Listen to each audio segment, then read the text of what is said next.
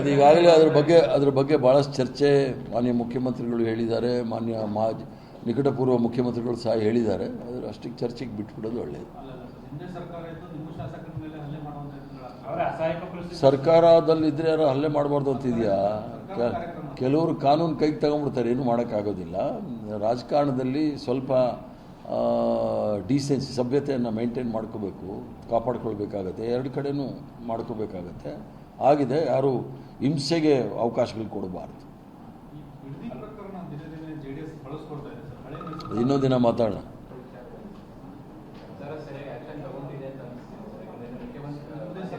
ಅದೀಗಾಗಲೇ ಅದ್ರ ಬಗ್ಗೆ ಭಾಳಷ್ಟು ಚರ್ಚೆ ಮಾನ್ಯ ಮುಖ್ಯಮಂತ್ರಿಗಳು ಹೇಳಿದ್ದಾರೆ, ಮಾನ್ಯ ನಿಕಟಪೂರ್ವ ಮುಖ್ಯಮಂತ್ರಿಗಳು ಸಹ ಹೇಳಿದ್ದಾರೆ. ಅದ್ರ ಅಷ್ಟಕ್ಕೆ ಚರ್ಚೆಗೆ ಬಿಟ್ಬಿಡೋದು ಒಳ್ಳೆಯದು.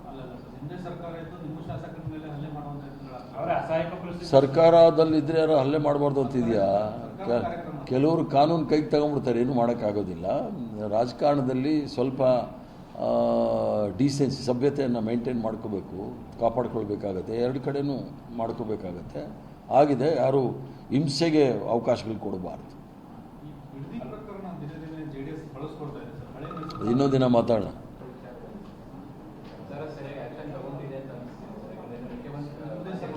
ಅದೀಗಾಗಲೇ ಅದ್ರ ಬಗ್ಗೆ ಭಾಳಷ್ಟು ಚರ್ಚೆ ಮಾನ್ಯ ಮುಖ್ಯಮಂತ್ರಿಗಳು ಹೇಳಿದ್ದಾರೆ, ಮಾನ್ಯ ನಿಕಟಪೂರ್ವ ಮುಖ್ಯಮಂತ್ರಿಗಳು ಸಹ ಹೇಳಿದ್ದಾರೆ. ಅದ್ರ ಅಷ್ಟಕ್ಕೆ ಚರ್ಚೆಗೆ ಬಿಟ್ಬಿಡೋದು ಒಳ್ಳೆಯದು.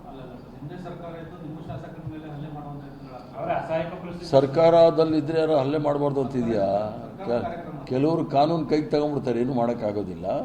ರಾಜಕಾರಣದಲ್ಲಿ ಸ್ವಲ್ಪ ಡೀಸೆನ್ಸಿ, ಸಭ್ಯತೆಯನ್ನು ಮೇಂಟೈನ್ ಮಾಡ್ಕೋಬೇಕು, ಕಾಪಾಡ್ಕೊಳ್ಬೇಕಾಗತ್ತೆ. ಎರಡು ಕಡೆನೂ ಮಾಡ್ಕೋಬೇಕಾಗತ್ತೆ.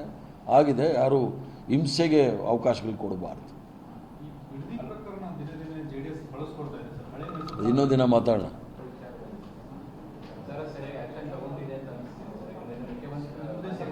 ಅದೀಗಾಗಲೇ ಅದ್ರ ಬಗ್ಗೆ ಭಾಳಷ್ಟು ಚರ್ಚೆ ಮಾನ್ಯ ಮುಖ್ಯಮಂತ್ರಿಗಳು ಹೇಳಿದ್ದಾರೆ, ಮಾನ್ಯ ನಿಕಟಪೂರ್ವ ಮುಖ್ಯಮಂತ್ರಿಗಳು ಸಹ ಹೇಳಿದ್ದಾರೆ. ಅದ್ರ ಅಷ್ಟಕ್ಕೆ ಚರ್ಚೆಗೆ ಬಿಟ್ಬಿಡೋದು ಒಳ್ಳೆಯದು. ಸರ್ಕಾರದಲ್ಲಿದ್ದರೆ ಯಾರು ಹಲ್ಲೆ ಮಾಡಬಾರ್ದು ಅಂತಿದೆಯಾ? ಕೆಲವರು ಕಾನೂನು ಕೈಗೆ ತಗೊಂಡ್ಬಿಡ್ತಾರೆ, ಏನೂ ಮಾಡೋಕ್ಕಾಗೋದಿಲ್ಲ. ರಾಜಕಾರಣದಲ್ಲಿ ಸ್ವಲ್ಪ ಡೀಸೆನ್ಸಿ, ಸಭ್ಯತೆಯನ್ನು ಮೇಂಟೈನ್ ಮಾಡ್ಕೋಬೇಕು, ಕಾಪಾಡ್ಕೊಳ್ಬೇಕಾಗತ್ತೆ. ಎರಡು ಕಡೆನೂ ಮಾಡ್ಕೋಬೇಕಾಗತ್ತೆ. ಆಗಿದೆ, ಯಾರು ಹಿಂಸೆಗೆ ಅವಕಾಶಗಳು ಕೊಡಬಾರ್ದು. ಇನ್ನೊಂದು ದಿನ ಮಾತಾಡೋಣ.